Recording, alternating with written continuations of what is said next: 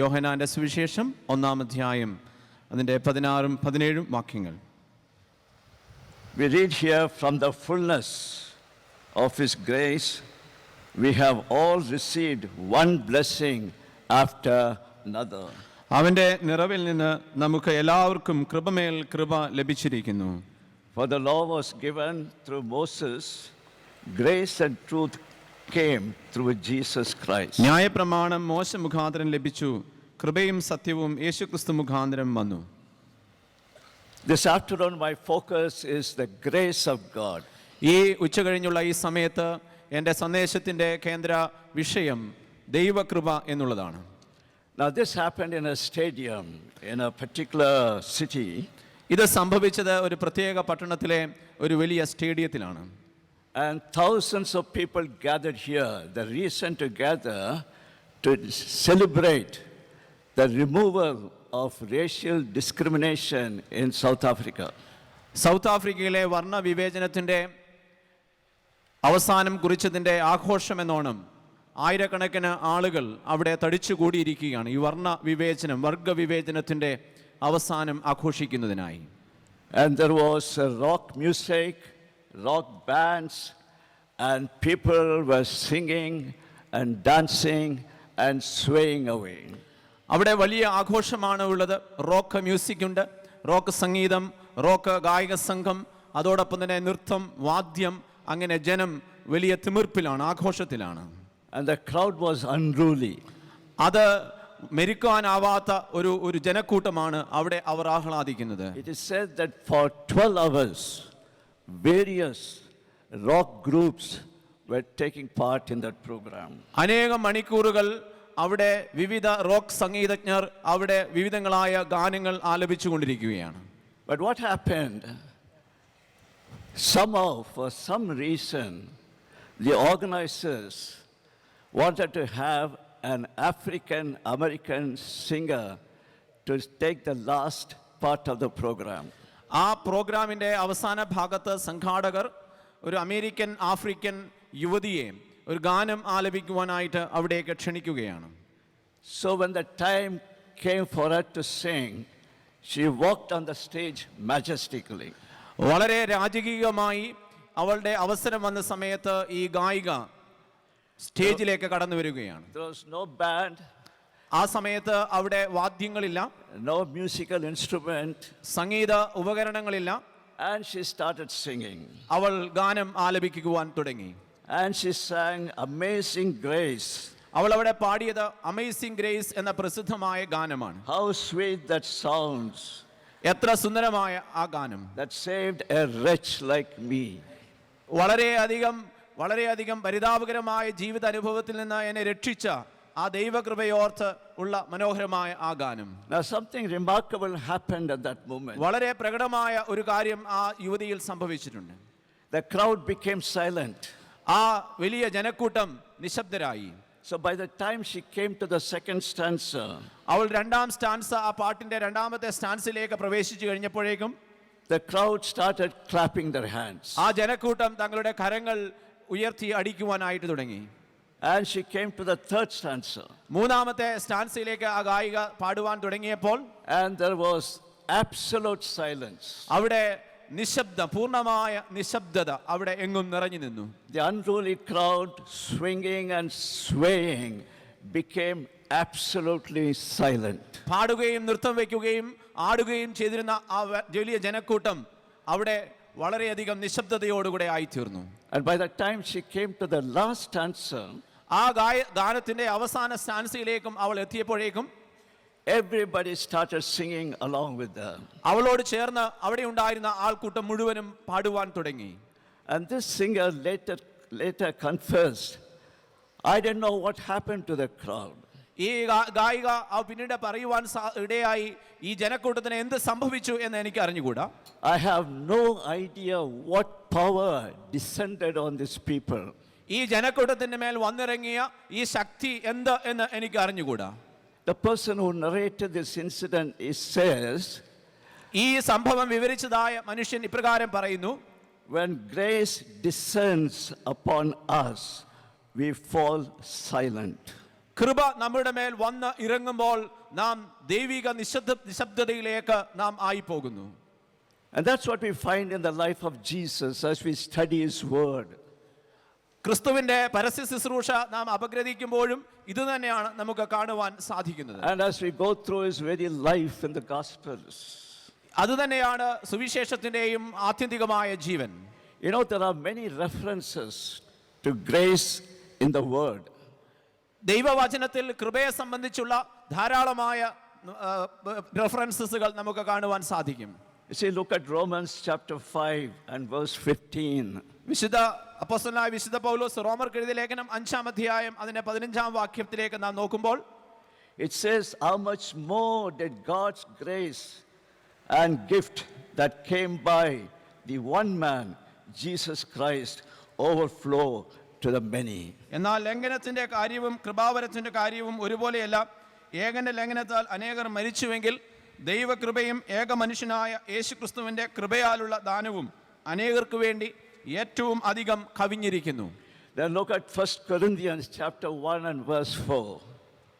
1 കൊരിന്ത്യർ 1-ാം അധ്യായം അതിന്റെ 4-ാമത്തെ വാക്യത്തിലേക്ക് നാം കണ്ണോടിക്കുമ്പോൾ, He says, I always thank God for you because of his grace given you in Christ Jesus.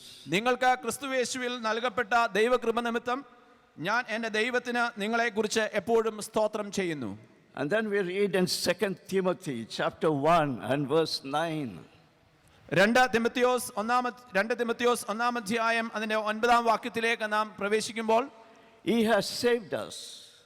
അവൻ നമ്മെ രക്ഷിച്ചു എന്ന് നാം കാണുന്നു. And he has called us to be holy. നാം വിശുദ്ധരാകുവാൻ നാം വിളിക്കപ്പെട്ടിരിക്കുന്നു എന്ന് To രേഖപ്പെടുത്തിയിരിക്കുന്നു. lead a holy life, not because of anything we have done, but because of his grace and purpose. ഈ വിശുദ്ധ ജീവിതം നയിക്കുവാൻ നമുക്ക് സാധ്യമാകുന്നത് നാം എന്തെങ്കിലും പ്രത്യേകമായി ചെയ്തിട്ടല്ല, മറിച്ച് ദൈവകൃപ ഒന്നുകൊണ്ട് മാത്രമാണ്. You know, it's very interesting. Jesus in his teachings never used the word grace.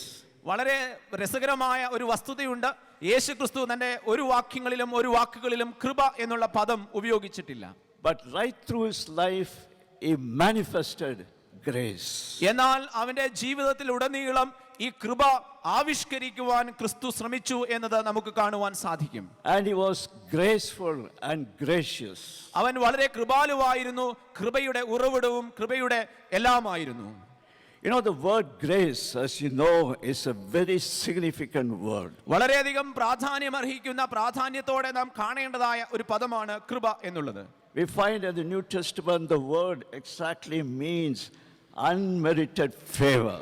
നമുക്ക് അർഹതയില്ലാത്ത ദാനം എന്നതാണ് ഈ കൃപയെക്കുറിച്ചുള്ള പ്രധാനമായി നാം മനസ്സിലാക്കുന്ന അർത്ഥം. Now you and I have no merit whatsoever. നമുക്ക് ഇത് ലഭിക്കുവാൻ യാതൊരു അർഹതയും ഇല്ലാതിരിക്കെ ഈ കൃപ നമുക്ക് ലഭിച്ചിരിക്കുന്നു. As a matter of fact, the verse says, while we were yet sinners, Christ died for us. നാം പാപികളായിരിക്കെ തന്നെ ആ ക്രിസ്തു ആ ദൈവകൃപയുടെ നിറവിന്റെ അടിസ്ഥാനത്തിൽ നമുക്ക് വേണ്ടി കാൽവറിയിൽ മരിച്ചു. Not because of my achievement. എന്റെ നേട്ടങ്ങളുടെ അടിസ്ഥാനത്തിലല്ല, not because of my social status, എന്റെ സാമൂഹികമായ നിലവാരം ഉന്നതി അടിസ്ഥാനമാക്കിയല്ല, not because of my education, എന്റെ വിദ്യാഭ്യാസ യോഗ്യത കൊണ്ടല്ല, not because of the circle of my friends. എന്റെ സൗഹൃദ വലയത്തിന്റെ പെരുമയിലല്ല, It's all because of His grace. അതെല്ലാം സാധ്യമാവുന്നത് ദൈവകൃപ ഒന്നുകൊണ്ട് മാത്രം. I am a sinner, ഞാനൊരു പാപിയാണ്. and in spite of the fact, He died for me. ഞാൻ ആ That is പാപിയായിരിക്കെ അവൻ എനിക്ക് വേണ്ടി മരിക്കുകയാണ്. So we find in the New Testament, in the life of Jesus, the manifestation of this grace. അതുകൊണ്ട് പുതിയ നിയമത്തിലൂടെ നമ്മുടെ മുമ്പിൽ വരച്ചു കാണിക്കപ്പെടുന്ന യേശുക്രിസ്തുവിന്റെ ജീവിതം കൃപയുടെ ആവിഷ്കരണമായിരുന്നു എന്ന് നമുക്ക് കാണുവാൻ സാധിക്കും. You see, the very beginning of the Gospels, Matthew Gospel, chapter 1. നമ്മുടെ പുതിയ നിയമത്തിൽ നമ്മുടെ ആദ്യ പുസ്തകങ്ങളിലേക്ക് തന്നെ നാം പ്രവേശിക്കുമ്പോൾ, പ്രത്യേകിച്ച് മത്തായിയുടെ സുവിശേഷം 1-ാം അധ്യായത്തിലേക്ക് നാം കണ്ണോടിക്കുമ്പോൾ തന്നെ ഇത് നമുക്ക് കാണുവാൻ കഴിയും. And go through the genealogy of Jesus, the lineage of Jesus. യേശുക്രിസ്തുവിന്റെ വംശാവലി, യേശുക്രിസ്തുവിന്റെ പാരമ്പര്യത്തെ സംബന്ധിച്ചുള്ള വിവരങ്ങൾ നാം വായിക്കുകയാണെങ്കിൽ You find there are names of women there. അവിടെ ചില സ്ത്രീകളുടെ പേരുകൾ നമുക്ക് വായിക്കുവാൻ And കഴിയും. you find the names of 4 women. അവിടെ നമുക്ക് 4 സ്ത്രീകളുടെ പേരുകളാണ് വായിക്കുവാൻ കഴിയുക. Tamar, Rahab, Rahab, Ruth, Ruth, Bathsheba. ബർശേബ.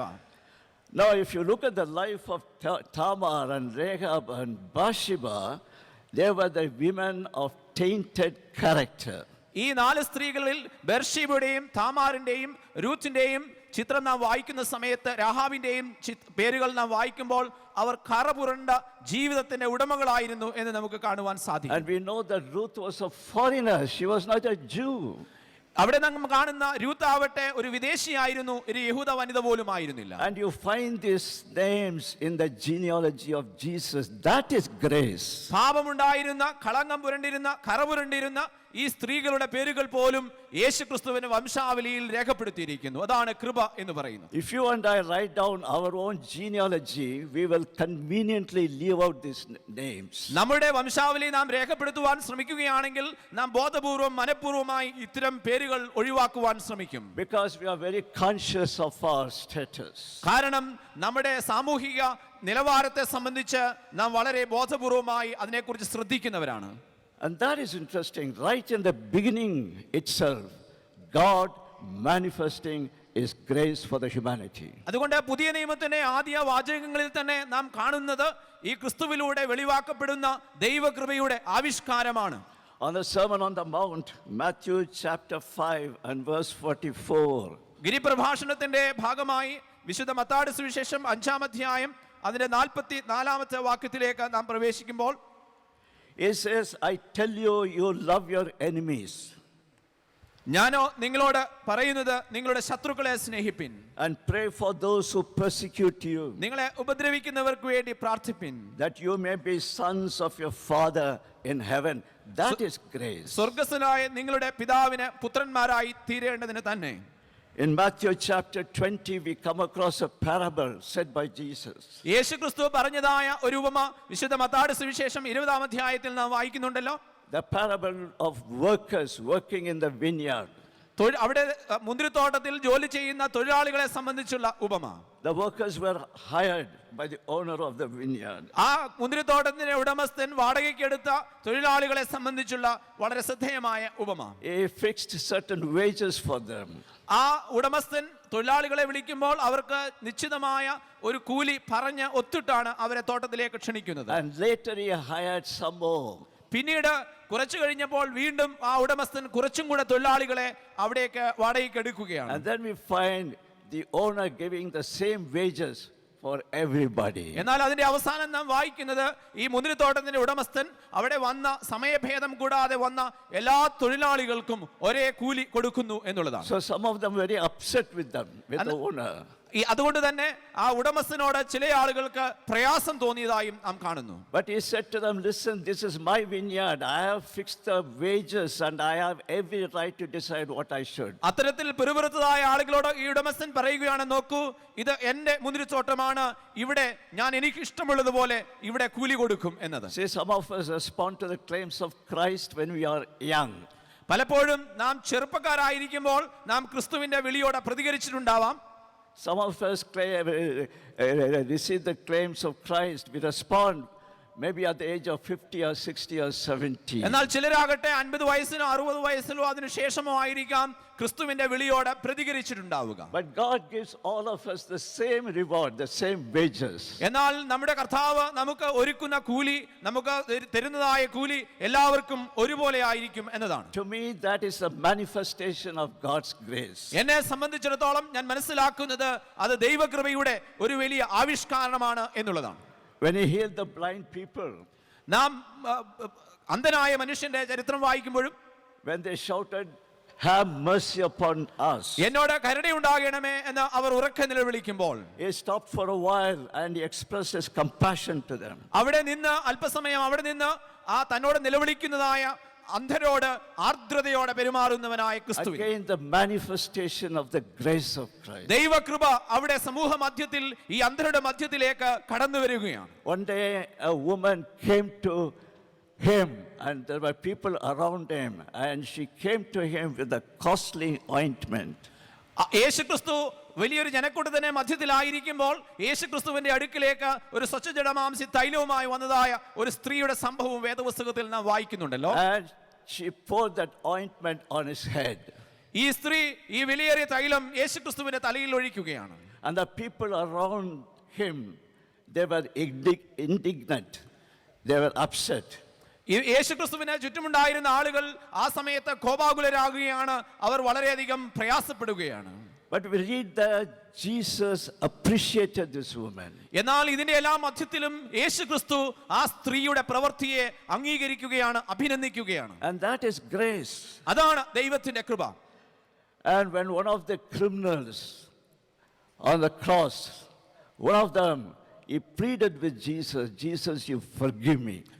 യേശുക്രിസ്തുവിനോടൊപ്പം കുരിശിൽ തടയ്ക്കപ്പെട്ടതായ കള്ളൻ അവിടെ അവസാന സമയത്ത് യേശുവിനോട് യാചിക്കുകയാണ്, ക്രിസ്തുവേ നീ എന്നോട് ക്ഷമിക്കണം, എന്റെ പാപങ്ങൾ നീ ക്ഷമിക്കണം എന്നുള്ളത്. And he said to him, "Remember me when you come into your kingdom." നീ നിന്റെ രാജ്യത്തിൽ വരുമ്പോൾ എന്നെ കൂടെ ഓർക്കണമേ എന്ന് ആ കള്ളൻ യേശുവിനോട് പ്രാർത്ഥിക്കുകയാണ്, യാചിക്കുകയാണ്. And Jesus forgave his sins at that point. ആ സമയത്ത് തന്നെ, അതേ നിമിഷം തന്നെ യേശുക്രിസ്തു ആ മനുഷ്യന്റെ പ്രാർത്ഥന കേട്ട് അവന്റെ പാപങ്ങൾ ക്ഷമിച്ചു കൊടുക്കുന്നു. He responded, "Today you will be with me in paradise." That is grace. യേശുക്രിസ്തു അവനോട് പറയുകയാണ്, ഇന്ന് നീ എന്നോട് കൂടെ പറുദീസയിൽ ഇരിക്കും. അതാണ് ദൈവിക കൃപയുടെ ആവിഷ്കാരം. One day they brought to him a woman of tainted character. വളരെ കറപുരണ്ട കളങ്കിതയായ ഒരു സ്ത്രീയെ യേശുവിന്റെ അടുക്കിലേക്ക് കൊണ്ടുവരുന്ന ചിത്രവും ആ വേദപുസ്തകത്തിൽ വായിക്കുന്നു. And they wanted to kill her, stone her to death. കല്ലെറിഞ്ഞ് കൊല്ലുവാനായിട്ട് തീരുമാനിച്ച് ഉറച്ചാണ് ഈ ആളുകൾ ഈ സ്ത്രീയെ യേശുവിന്റെ അടുക്കിലേക്ക് കൊണ്ടുവരുന്നത്. But he said to her, "I don't condemn you.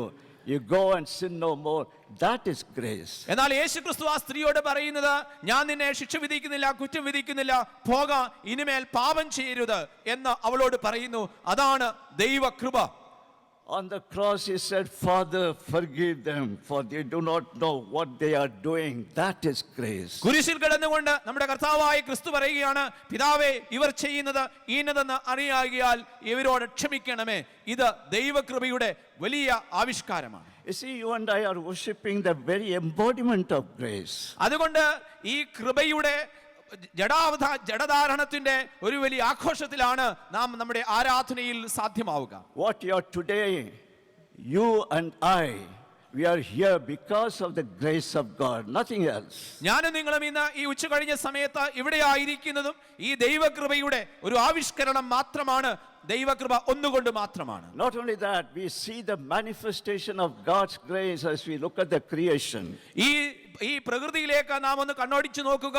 ഈ പ്രകൃതിയിലേക്ക് നാം നോക്കുമ്പോൾ ഇതിന്റെ പ്രകൃതി ഭംഗിയും ദൈവകൃപ നമ്മുടെ മധ്യത്തിലുണ്ട് എന്ന് വിളിച്ചോതുകയാണ്. In Genesis chapter 1, we read that God created everything and he saw them to be very good. ഉൽപ്പത്തി പുസ്തകം 1-ാം അധ്യായത്തിൽ നാം വായിക്കുന്നുണ്ട്, ദൈവം ഈ പ്രകൃതിയെ, ഈ പ്രപഞ്ചത്തെ മുഴുവനും സൃഷ്ടിച്ചതിനു ശേഷം ഇതെല്ലാം നല്ലതെന്ന് കണ്ടു എന്ന്. In one of the Psalms we read, "Heavens declare his glory." ഒരു സങ്കീർത്തനത്തിൽ നാം വായിക്കുന്നുണ്ട്, ഈ പ്രകൃതി, ആകാശം ദൈവത്തിന്റെ മഹത്വത്തെ വർണ്ണിക്കുന്നു എന്നുള്ളത്. The skies proclaim the works of his hand. ഈ ആകാശം, നീലാകാശം ദൈവത്തിന്റെ പ്രവൃത്തിയെ വിളിച്ചോതുകയാണ്. In Psalm 24 and verse 1 we read, "The earth is the Lord's and everything in it." 24-ാം സങ്കീർത്തനത്തിൽ നാം വായിക്കുന്നത്, നമ്മുടെ ദൈവത്തിന്റെ വകയാണ് ഈ ഭൂമിയും ഈ ഭൂമണ്ഡലവും ഈ പ്രപഞ്ചവും മുഴുവനുമെന്ന്.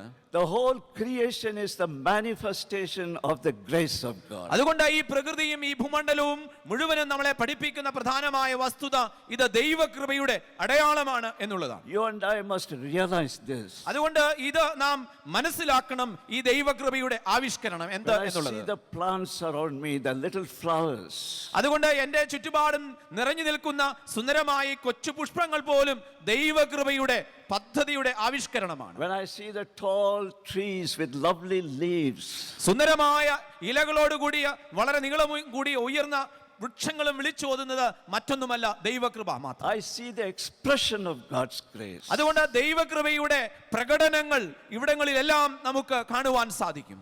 You see, Kerala is a very lovely state. അതുകൊണ്ട് ഈ കേരളം വളരെ സുന്ദരമായ ഒരു സ്ഥലമാണ്. Everywhere you go, it's all green. You see so much of greenery everywhere. നാം എവിടെ പോയാലും വളരെ ഹരിത ഭംഗി നിറഞ്ഞു നിൽക്കുന്ന ഭൂപ്രദേശങ്ങൾ ഉൾപ്പെടുന്ന ഒരു സംസ്ഥാനമാണ് Keralam. That's a great blessing. അത് വലിയൊരു അനുഗ്രഹമാണ്. So as you see that greenery there, you see the manifestation of God's grace. അതുകൊണ്ട് നമ്മുടെ ചുറ്റുപാടുകളിൽ നാം കാണുന്ന ഈ പച്ചപ്പ് കാണുമ്പോൾ അതൊക്കെ നമ്മുടെ മുമ്പിൽ വിളിച്ചു പറയുന്നത് ദൈവകൃപ ഉണ്ട് എന്നുള്ളതാണ്. And then as we walk through life, we experience the sustaining grace of God. അതുകൊണ്ട് നമ്മളെ നിലനിർത്തുന്ന, നമ്മെ നിരന്തരം സംരക്ഷിക്കുന്ന ദൈവകൃപയും നമ്മുടെ ദൈനംദിന ജീവിതത്തിൽ അനുഭവിക്കുവാൻ നമുക്ക് സാധിക്കുന്നുണ്ട്. In times of my sickness, എന്റെ രോഗത്തിന്റെ അവസ്ഥയിൽ, in times when my resources they go down, എന്റെ വിഭവങ്ങൾ തീർന്നുപോയ സമയത്ത്, നഷ്ടപ്പെട്ടു പോയ സമയത്ത്, in times of frustration, എന്റെ ജീവിതത്തിന്റെ അസ്വസ്ഥതകളുടെ മധ്യത്തിൽ, in times of betrayal, വഞ്ചനയുടെയും ചതിവിന്റെയും ചരിത്രമുള്ള കാലഘട്ടത്തിൽ, in all situations, as He sustains me, I experience His sustaining grace. ഇത്തരത്തിലുള്ള ജീവിതത്തിന്റെ എല്ലാ തുറകളിലും ഈ ദൈവകൃപ ഒന്ന് മാത്രമാണ് എന്നെ നിലനിർത്തിയിരിക്കുന്നത്, എന്നെ സംരക്ഷിച്ചിരിക്കുന്നത്. And you and I experience that every day. അതുകൊണ്ട് ഞാനും നിങ്ങളും ഈ ദൈവകൃപ ഓരോ നിമിഷവും ഓരോ ദിവസവും അനുഭവിക്കുന്നുണ്ട്. In the month of August, I received a message from someone who is very dear to us. കഴിഞ്ഞ ഓഗസ്റ്റ് മാസം ഞങ്ങൾക്ക് വളരെയധികം പ്രിയപ്പെട്ടവരായിരുന്ന ഒരാളിൽ നിന്ന് ഞങ്ങൾക്ക് ഒരു കത്ത് ലഭിച്ചു, ഒരു സന്ദേശം ലഭിച്ചു. She lives in Kuala Lumpur, Malaysia, a very lovely person. മലേഷ്യയിലെ കൊലാലംപൂർ എന്ന് പറയുന്ന സ്ഥലത്ത് താമസിക്കുന്ന വളരെ സ്നേഹനിധിയായ ഒരു സ്ത്രീ. She has a lovely husband. As a matter of fact, I solemnized their wedding. അവൾക്ക് വളരെ സ്നേഹസമ്പന്നനായ ഒരു ഭർത്താവുമുണ്ട്. ദൈവകൃപയാൽ ഞാനാണ് അവരുടെ വിവാഹം നടത്തി കൊടുത്തത്. They have 2 lovely boys. അവർക്ക് 2 സുന്ദരന്മാരായ കുട്ടികളുമുണ്ട്, ആൺകുട്ടികളുമുണ്ട്. Her message is, Uncle, please pray for me. ഒരു ദിവസം അവർ എന്നോട് വിളിച്ചിട്ട് പറയുകയാണ്, അങ്കിൾ ദയവായി എനിക്ക് വേണ്ടി പ്രാർത്ഥിക്കണം. I am suffering from seizure. ഞാൻ വളരെ രോഗത്തിന്റെ അവസ്ഥയിലൂടെ കടന്നു പോവുകയാണ്. And the doctors have found out there is a lump in my brain. എന്നെ പരിശോധിച്ച ഡോക്ടേഴ്സ് എന്റെ തലയിൽ ഒരു മുഴ കണ്ടെത്തി എന്ന് പറയുകയുണ്ടായി. And that lump is cancerous. ആ മുഴ പരിശോധിച്ചപ്പോൾ ക്യാൻസർ ആണ്, ക്യാൻസർ രോഗത്തിന്റെ തുടക്കമാണ് എന്ന് And മനസ്സിലായി. she said, Uncle, I am scared. ആ സ്ത്രീ ഭയചകിതയായി പറയുകയാണ്, അങ്കിൾ ഞാൻ പേടിച്ചിരിക്കുന്നു, ഭയപ്പെട്ടിരിക്കുന്നു. I feel lonely. ഞാൻ ഏകാന്തതയുടെ തടവറയിലേക്ക് പോകുന്നത് പോലെ എനിക്ക് തോന്നുന്നു. But she said, my Jesus is with me and He is faithful to me. എങ്കിലും എനിക്കൊരു വിശ്വാസമുണ്ട്, എന്നോടൊപ്പം എന്റെ ക്രിസ്തു ഉണ്ട്, അവന്റെ കൃപയുണ്ട് എന്ന് ഞാൻ പൂർണ്ണമായി വിശ്വസിക്കുന്നു എന്ന്. In such a situation, I am experiencing a sustaining grace. അത്തരത്തിലുള്ള ജീവിതത്തിന്റെ അനുഭവങ്ങളിലും നമ്മെ നിലനിർത്തുന്ന, നമ്മെ കൂട്ടിക്കൊണ്ടുപോകുന്ന ഒരു ദൈവകൃപയുടെ അനുഭവം നമുക്ക് കാണുവാൻ How സാധിക്കും. true it is in our lives as we think of our lives. അതുകൊണ്ട് നമ്മുടെ ജീവിതം നാം പരിശോധിച്ച് നോക്കുമ്പോൾ ഇതൊക്കെ നമുക്ക് എണ്ണി എണ്ണി പറയുവാൻ, ദൈവകൃപയുടെ അടയാളങ്ങൾ എണ്ണി എണ്ണി പറയുവാൻ As സാധിക്കും. you have a health case, an issue, health issue, ഒരുപക്ഷെ നിങ്ങളുടെ ശരീരത്തിൽ ആരോഗ്യ സംബന്ധമായ പ്രശ്നങ്ങൾ വരുമ്പോഴായിരിക്കാം, and you feel utterly lonely, പലപ്പോഴും നാം വളരെ ഏകാന്തതയിലേക്ക് പോയേക്കാം, and you feel helpless. ഒരുപക്ഷെ നാം നിസ്സഹായരായി തീർന്നു പോയേക്കാം. In that situation, God amazingly intervenes. അവിടെ എല്ലാം തന്നെ വളരെയധികം കൃപാലുവായ ദൈവം നമ്മെ എത്ര ആശ്ചര്യത്തോടെ അതിശയകരമായി നടത്തി. And he says, don't get scared, I am with you. നമ്മുടെ ദൈവം നമ്മോട് പറയുകയുണ്ട്, നീ ഭയപ്പെടേണ്ട, ഞാൻ നിന്നോട് കൂടെ ഉണ്ട് എന്ന്. My sustaining grace will take you through. അതുകൊണ്ട് എന്റെ ദൈവകൃപയുടെ നിലനിർത്തുന്ന ദൈവകൃപയുടെ അടയാളങ്ങൾ നിന്നെ നിലനിർത്തും. അതുകൊണ്ട് ഭയപ്പെടേണ്ട മകനെ, മകളെ. 121ാമത് മാരാമൺ കൺവെൻഷൻ വളരെ അനുഗ്രഹപ്രദമായ രീതിയിൽ ഈ വർഷവും നടത്തുവാനായിട്ട് ദൈവത്തിൻ്റെ സാന്നിധ്യം നമുക്ക് ലഭ്യമായി. അതിലുപരി അതിൽ സംബന്ധിക്കുവാൻ സാധിക്കുക എന്ന് പറയുന്നത് തീർച്ചയായിട്ടും ഒരു ദൈവഹിതം തന്നെയാണെന്ന് മനസ്സിലാക്കുവാൻ സാധിക്കും. ജാതിമത ഭേദമന്യേ അനേകർക്ക് വചനപ്രഘോഷണത്തിൽ കൂടി ആത്മീക ഉണർവ് ലഭിക്കുവാനായിട്ട് കഴിഞ്ഞ 120 വർഷക്കാലം ഈ കൺവെൻഷൻ പ്രയോജനപ്പെട്ടു എന്ന് പറയുന്നത് ഏവർക്കും സന്തോഷപ്രദമായ ഒരു വസ്തുതയാണ്. ഈ കൺവെൻഷനിൽ കൂടി അനേകർക്ക് ആശ്വാസം കണ്ടെത്തുവാൻ, രോഗികൾക്ക്, ദുഃഖിതർക്ക്, പീഡിതർക്ക് വിടുതൽ കിട്ടുവാനൊക്കെയും ഇടയായിക്കൊണ്ടിരിക്കുന്നു. ആ രീതിയിലൊക്കെ ഈ കൺവെൻഷൻ്റെ നല്ല പ്രവർത്തനങ്ങൾക്ക് എല്ലാവിധ ആശംസകളും നേരുന്നു.